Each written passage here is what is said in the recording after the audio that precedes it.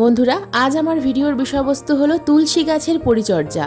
ছোট গাছ নার্সারি থেকে নিয়ে এসে প্রতিস্থাপন করেছো, কিন্তু গাছের কোনো রকম কোনো গ্রোথ হচ্ছে না, অথবা বীজ থেকে চারা তৈরি করেছো, সেই গাছেরও কোনো রকম কোনো গ্রোথ হচ্ছে না। তাহলে আজকের ভিডিওতে যে সমস্ত খাবার গাছে প্রয়োগ করা দেখাবো, যে খাবার গাছে প্রয়োগ করে গাছের পাতা যেমন সবুজ চকচকে হবে, ঠিক তেমনি গাছের গ্রোথ ভালো হবে, গাছের শিকড়ে থাকবে না কোনো ফাঙ্গাস প্রবলেম, গাছ থাকবে সব সময় সুন্দর সবুজ ও সতেজ। বর্ষার আগে কোন কোন পরিচর্যা করলে আমাদের বাগানের সম্পূর্ণ বর্ষাকাল তুলসী গাছ সুস্থ থাকবে, তুলসী গাছ কিভাবে আমরা রিপোর্ট করব, কোন মাটিতে তুলসী গাছ প্রতিস্থাপন করলে তুলসী গাছের ভালো বৃদ্ধি হয়, তুলসী গাছ নিয়ে আজকের এই ভিডিওতে A to Z care tips থাকছে। তাই সম্পূর্ণ ভিডিওটা দেখার অনুরোধ রইল। একটু স্কিপ করো না বন্ধুরা, স্কিপ করলে কিন্তু অনেক কিছুই মিস করে ফেলবে। নমস্কার, আমি লাবণী, আমার বাগানে তোমাদের সবাইকে জানাই স্বাগত। ভিডিও শুরুতে বলবো তুলসী গাছ কত রকমের হয়। সামনে যে তুলসী গাছটা দেখতে পাচ্ছ, এটা হলো চন্দন তুলসী।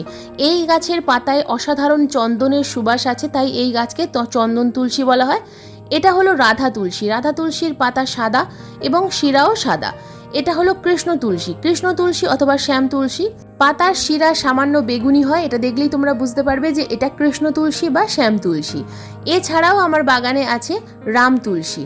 প্রত্যেকটা গাছেরই কিন্তু বিভিন্ন রকম ঔষধি গুণাগুণ আছে, প্রত্যেকটা গাছই তোমরা তোমাদের বাগানে রাখতে পারো। তুলসী গাছের পাতা যেমন বিভিন্ন ধরনের পুজোর কাজে লাগে, ঠিক তেমনি কিন্তু এই পাতার রস সেবন করলে অনেক রোগ নিরাময় হয়। বন্ধুরা, এবার তুলসী গাছের পরিচর্যা নিয়ে আলোচনা করা যাক। তুলসী গাছ আমরা এই বর্ষায় কোথায় রাখবো? এখন আবহাওয়ার তাপমাত্রা অনেকটাই কমে গেছে, তাই এই সময় থেকে আমরা কিন্তু আমাদের বাগানের প্রত্যেকটা তুলসী গাছকে ফুল সানলাইটের মধ্যেই রাখবো। যেখানে রোদ্দুর এবং বৃষ্টির জল দুটোই গাছ পাবে, সেই রকম জায়গায় আমরা কিন্তু আমাদের বাগানের তুলসী গাছকে রাখবো। টিপস নাম্বার 2, বন্ধুরা, আমাদের বাগানের তুলসী গাছকে সব সময় ঝোপালো করার জন্য গাছের মধ্যে যে সমস্ত মঞ্জুরি আছে, সেই মঞ্জুরিগুলোকে আমাদের কিন্তু হাত দিয়ে তুলে ফেলতে হবে। যখন মঞ্জুরি এরকম পেকে যাবে, তো এখান থেকে কিন্তু বীজ তৈরি হবে, আর এই বীজ থেকে কিন্তু প্রচুর পরিমাণে চারা গাছ তোমরা তৈরি করতে পারো। সবুজ রঙের বীজে কিন্তু চারা হয় না, কিন্তু এরকম ব্রাউন কালারের হয়ে গেলে এই বীজ থেকে প্রচুর পরিমাণে চারা তৈরি হয়। তো তোমরা দেখতেই পাচ্ছ টবের মধ্যে কিন্তু প্রচুর চারা তৈরি হয়ে গেছে। তাই সব সময় চেষ্টা করবে বীজ তৈরি না করে গাছের মধ্যে যে সমস্ত মঞ্জুরি, যখনই ছোট ছোট মঞ্জুরি দেখতে পাবে, প্রত্যেকটা মঞ্জুরিকে এইভাবে হাত দিয়ে কেটে ফেলে দেবে, অথবা কাঁচি দিয়েও কেটে দিতে পারো। টিপস নাম্বার 3, বন্ধুরা, তুলসী গাছের টবের মিডিয়াতে যদি প্রচুর পরিমাণে আগাছা হয়, সেই আগাছা কিন্তু কখনোই রাখবে না। আগাছা সবসময় তুলে পরিষ্কার করে দেওয়ার চেষ্টা করবে। তুলসী গাছের মিডিয়া যেন সবসময় পরিষ্কার থাকে। আগাছার সাথে সাথে ছোট ছোট তুলসী গাছের চারাও কিন্তু তৈরি হয়, তো এগুলোকে তুলে তোমরা ফেলে না দিয়ে নতুন টবে প্রতিস্থাপন করতে পারো। তো কিভাবে কোন মাটিতে প্রতিস্থাপন করলে তুলসী গাছের ভালো বৃদ্ধি হয়, সেই নিয়ে কিন্তু একটু পরেই আমি বিস্তারিত আলোচনা করব। তো বন্ধুরা, আমি কিন্তু প্রত্যেকটা তুলসী গাছের চারা এবং আগাছা তুলে ফেললাম। এরপর যে কাজটা আমাদের করতে হবে, টবের মিডিয়াটাকে হালকা করে খুশে দিতে হবে। তুলসী গাছের শিকড় কিন্তু উপরের দিকে ভেসে থাকে, তাই সব সময় হালকা করে নিড়ানির সাহায্যে খুশে দেওয়ার চেষ্টা করবে। কখনোই কিন্তু খুব বেশি ডিপে খুশবে না, তুলসী গাছের শিকড়ে যেন কোনো রকমভাবে আঘাত না পায়। খুব সাবধানে প্রত্যেকটা তুলসী গাছের টবের মাটি ভালোভাবে খুশে দেওয়ার চেষ্টা করবে। যেহেতু এখন মাঝে মধ্যেই বৃষ্টি হচ্ছে আর সামনে বর্ষাকাল, তাই টবের মিডিয়া যদি খুশে রাখো, তাহলে টবের মিডিয়াতে কিন্তু কখনো জল জমা হবে না, আর জল জমা হলে কিন্তু তুলসী গাছ সহজেই মারা যায়। মাটি প্রতি 15 দিন অন্তর অন্তর খুশে দিলে খুব তাড়াতাড়ি মাটি শুকিয়ে যায়, গাছের কাণ্ড পচার সম্ভাবনা অনেকটাই কম থাকে। টিপস নাম্বার 4, বন্ধুরা, ছোট থেকে তুলসী গাছকে বনসাই করতে হলে প্রথমেই তোমাদেরকে একটা ছোট তুলসী চারা টবে প্রতিস্থাপন করতে হবে। তারপর যখন সেই তুলসী গাছ একটু বড় সাইজের হবে, তখন নিচের দিকের প্রত্যেকটা ডাল কিন্তু আমাদের কেটে ফেলতে হবে। নিচের দিকে কোনো রকম ডাল রাখা যাবে না, এবং উপরের দিকে প্রত্যেকটা ডাল পিঞ্চিং করতে হবে। গাছটাকে ধীরে ধীরে গোলাকার বনসাই তৈরি করতে হবে। তো তোমরা সামনেই দেখতে পাচ্ছ একটা রাধা তুলসী গাছকে আমি বনসাই লুক দেওয়ার চেষ্টা করছি।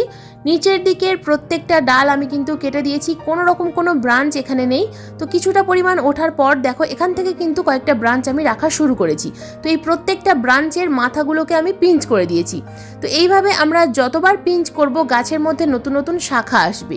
গাছে যখনই নতুন শাখা আসবে, গাছ ধীরে ধীরে ঝোপালো তৈরি হবে এবং দেখতে সম্পূর্ণ বট গাছের আকার নেবে। এর ফলে গাছে কিন্তু কখনো মঞ্জুরি আসবে না, আর গাছে যদি মঞ্জুরি না আসে, সেই গাছ কিন্তু সবসময় চিরসবুজ হয়ে থাকবে। তো দেখো এখানে যে পাতাগুলো, ডগাগুলো আমরা পিঞ্চিং করলাম, এই পাতাগুলো ফেলে না দিয়ে তোমরা পরিষ্কার জলে ধুয়ে ফুটিয়ে সেই জল কিন্তু পান করতে পারো। টিপস নাম্বার 5, প্রচণ্ড গরমে আমাদের বাগানের প্রত্যেকটা তুলসী গাছের অনেক শাখা কিন্তু শুকিয়ে গিয়ে থাকে। তো এই শুকনো মরা ডালগুলোকে আমাদের কেটে ফেলতে হবে। হাতের সাহায্যেও কাটতে পারো, আবার কাঁচি বা কাটারের সাহায্যে কেটে পরিষ্কার করে দেবে। শুকিয়ে যাওয়া ডাইব্যাক ডাল যদি গাছের মধ্যে থাকে, অন্য ডালেও কিন্তু ডাইব্যাক চলে আসে, তাই গাছের মধ্যে শুকনো ডাল একেবারেই রাখবে না। টিপস নাম্বার 6, বন্ধুরা, আমরা আমাদের বাগানের যে কোনো ছোট তুলসী গাছের কিন্তু এই সময় রিপোর্ট করতে পারি, অথবা তোমরা এই সময় নতুন চারা গাছ নার্সারি থেকে কিনে এনে প্রতিস্থাপন করতে পারো। ছোট তুলসী গাছের বৃদ্ধি হওয়ার এটা কিন্তু খুব ভালো সময়, সামনেই বর্ষাকাল। তো দেখো আমার এখানে ছোট টবে একটা তুলসী গাছ আছে, সেটাকে আমি একটু বড় টবে প্রতিস্থাপন করব। বড় টবে প্রতিস্থাপন করার জন্য এখানে আমি মিডিয়া তৈরি করছি, মাটি, কম্পোস্ট আর বালি। 60% নিয়েছি মাটি, 30% কম্পোস্ট আর 10% লাল মোটাদানার বালি। এই তিনটে উপাদান মিশিয়ে আমি কিন্তু আমার বাগানের তুলসী গাছ রিপোর্ট করব। এই মিডিয়াতে তোমরা নতুন তুলসী গাছের চারা যদি প্রতিস্থাপন করো, সেই গাছের কিন্তু দুর্দান্ত বৃদ্ধি হবে। তো তুলসী গাছের মাটি তো তৈরি করলাম, দেখেই নিলে। এবার দেখো আমি যে টবের গাছটা প্রতিস্থাপন করছি, সেই টবের নিচে ড্রেনেজ সিস্টেমটা খুব ভালোভাবে তৈরি করে নিয়েছি। সামনেই বর্ষাকাল, যে গাছ প্রতিস্থাপন করো না কেন, ড্রেনেজ সিস্টেম খুব ভালোভাবে তৈরি করে তবেই কিন্তু গাছ প্রতিস্থাপন করবে। ঢেউ খেলানো খোলামকুচি হোলের ওপর দেওয়ার পর কিছুটা পরিমাণ লাল মোটাদানার বালি দিয়েছি এবং তার উপরে আমি কিন্তু কিছুটা মিডিয়া ভরে দিলাম। এবার দেখো ছোট তুলসী গাছটা আমি টব থেকে বাইরে বার করেছি এবং নিচের দিকে যে ঢেউ খেলানো খোলামকুচি দেওয়া ছিল সেটাকে আমি প্রথমে সরিয়ে নিলাম এবং টবের নিচে আমি গাছটাকে ভালোভাবে বসিয়ে দিলাম। আমি কিন্তু এই 8 ইঞ্চি টবে গাছটা প্রতিস্থাপন করছি বলে এই নয় যে প্রচুর পরিমাণে মাটি দেব। বড় টবে গাছটা বসিয়েছি, তার কারণ বড় টবে তুলসী গাছ প্রতিস্থাপন করলে গাছের বৃদ্ধি ভালো হয়। তবে প্রথম কিন্তু আমরা যখন ছোট চারা প্রতিস্থাপন করব, তখন ছোট টবে প্রতিস্থাপন করতে হবে। আমি কিন্তু প্রথমে একটা ছোট্ট 4 ইঞ্চি টবে গাছটা প্রতিস্থাপন করে প্রথমে বড় করে নিয়েছি, তারপর একটা বড় টবে প্রতিস্থাপন করছি। কিছুদিন মাটিতে সেট হয়ে যাওয়ার পর আমি মাটি ওপর থেকে কিছুটা পরিমাণ মাটি এবং কম্পোস্ট মিশিয়ে তারপর আবার মিডিয়া তৈরি করে এখানে ভর্তি করে দেব। কিন্তু এই মুহূর্তে অনেকটা মাটি এখন আমি দেব না। তো গাছ প্রতিস্থাপন করার পর নিচের দিকে যে ব্রাঞ্চ ছিল আমি কিন্তু প্রথমেই সেগুলো কেটে দিলাম। এরপর দিয়ে দেব ভরপুর মাত্রায় জল। গাছ প্রতিস্থাপন করার পর সবসময় ভরপুর মাত্রায় জল প্রয়োগ করতে হবে। জল দেওয়ার পর সেই জল সঙ্গে সঙ্গে বাইরে বেরিয়ে যাচ্ছে কিনা এই বিষয়টা লক্ষ্য করবে। এরপর যে কাজটা করতে হবে, তুলসী গাছের যে ডগাগুলো আছে এগুলোকে পিঞ্চ করে দেব। গাছকে প্রথম থেকে ঝোপালো করতে গেলে কিন্তু এই কাজটা আমাদের অবশ্যই করতে হবে। তো প্রত্যেকটা ডগা আমি পিঞ্চ করে দিলাম এবং এই গাছটাকে আমি অন্তত 1 থেকে 2 দিনের জন্য ছায়া জায়গায় রেখে দেবো। সরাসরি বৃষ্টির মধ্যেও রাখতে পারো, কিন্তু অতিরিক্ত রোদ্দুরের মধ্যে রাখা যাবে না। বন্ধুরা, এবার আসি খাবার প্রয়োগ করার কথায়। জুন মাসের শেষে অথবা জুলাই মাসের শুরুতে আমরা কি খাবার দেব? তো দেখো এখানে আমি প্রথমেই যে খাবারটা দিচ্ছি সেটা হলো চা পাতা। বন্ধুরা, এখানে কিন্তু আমি ফ্রেশ চা পাতা নিয়েছি 1 চামচ পরিমাণ। 1 চামচ পরিমাণ ফ্রেশ চা পাতা একটা 8 ইঞ্চি টবে ছড়িয়ে দিলাম। ছোট সাইজের টব হলে 1/2 চামচ পরিমাণ চা পাতা প্রয়োগ করতে হবে। চা পাতা প্রয়োগ করার পর যে খাবারটা আমি দেবো এখানে সেটা হলো অ্যালোভেরা।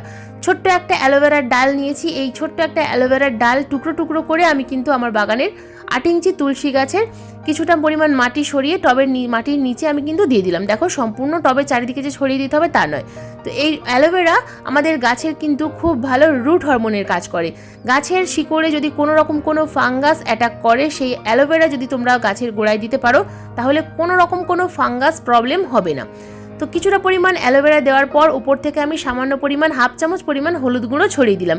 হলুদ গুঁড়োটা কিন্তু অবশ্যই দেওয়ার চেষ্টা করবে। বর্ষার আগে হলুদ গুঁড়ো অথবা ট্রাইকোডার্মা ভিরিডি টবের মিডিয়াতে প্রয়োগ করলে গাছে কিন্তু কখনো কোনো ফাঙ্গাস প্রবলেম হয় না।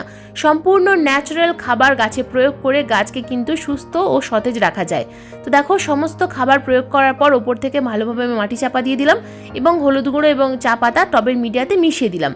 তো এইভাবে যদি তোমরা জুন মাসের শেষে অথবা জুলাই মাসের শুরুতে খাবার প্রয়োগ করো, বাগানের প্রত্যেকটা তুলসী গাছ যেমন সবুজ ও সতেজ থাকবে, ঠিক তেমনই এই প্রচণ্ড বৃষ্টিতেও গাছে কোনো রকম কোনো ফাঙ্গাস প্রবলেম হবে না। গাছের পাতা থাকবে সবুজ ও সতেজ। বন্ধুরা, এছাড়াও তোমরা কিন্তু যদি তোমাদের গাছের তুলসী গাছে প্রচুর পরিমাণে পোকামাকড়ের আক্রমণ হয়, প্রতি সপ্তাহে একবার নিম তেল গাছে অবশ্যই স্প্রে করার চেষ্টা করবে, তাহলে গাছে কোনো পোকামাকড়ের আক্রমণ হবে না। তো বন্ধুরা, এই ছিল তুলসী গাছের জুলাই মাসে অথবা জুন মাসের শেষের পরিচর্যা। আজকের এই ভিডিওটা তোমাদের কেমন লাগলো অবশ্যই কমেন্ট করে জানাবে। যদি ভিডিও সংক্রান্ত কোনো রকম কোনো প্রশ্ন থাকে অবশ্যই কমেন্ট বক্সে কমেন্ট করবে, আমি যথাযথ উত্তর দেওয়ার চেষ্টা করব। আজকের এই ভিডিওটা যদি তোমাদের ভালো লেগে থাকে তো প্লিজ একটা লাইক করো। সকল বাগানপ্রেমী বন্ধুদের কাছে ভিডিওটা শেয়ার করারও অনুরোধ রইল। তাছাড়া চ্যানেলে যদি নতুন বন্ধু হয়ে থাকো আর এই রকম যদি নিত্য নতুন বাগান সংক্রান্ত ভিডিও দেখতে চাও তো চ্যানেলটাকে সাবস্ক্রাইব করে পাশে বেল আইকনটা প্রেস করে রাখো। এরকম নিত্য নতুন ভিডিও কিন্তু আমার চ্যানেলে প্রতিদিন ঠিক সন্ধ্যা 6টার সময় আপলোড করি। ভিডিও আপলোড করার সঙ্গে সঙ্গে যখনই ভিডিও লাইভ হবে তোমাদের মোবাইল স্ক্রিনে অথবা কম্পিউটার স্ক্রিনে ভিডিও নোটিফিকেশন পৌঁছে যাবে। তো আজকের এই ভিডিওটা সম্পূর্ণ মনোযোগ দিয়ে দেখার জন্য তোমাদের সবাইকে জানাই অসংখ্য অসংখ্য ধন্যবাদ।